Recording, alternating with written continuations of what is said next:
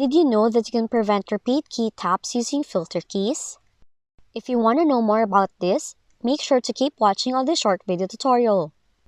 Now first, to quickly and easy to turn off filter keys, press and hold the right shift key for about 8 seconds until you hear a chime.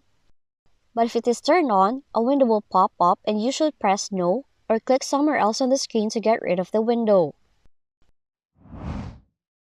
Now another method is to open Settings, click Accessibility, choose Keyboard,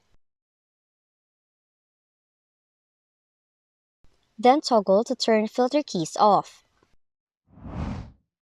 Moreover, you can also use the control panel on your computer. All you have to do is search for Control Panel, click Ease of Access Center, click Make the keyboard easier to use, then click to uncheck the box next to Filter Keys, and then select OK. You may also use the accessibility feature on Windows by clicking the bottom right corner of your screen and look for the filter keys to turn it off. And that's how to prevent accidental repeat key tap using filter keys in your Windows computer. If you found this video helpful, kindly like and subscribe.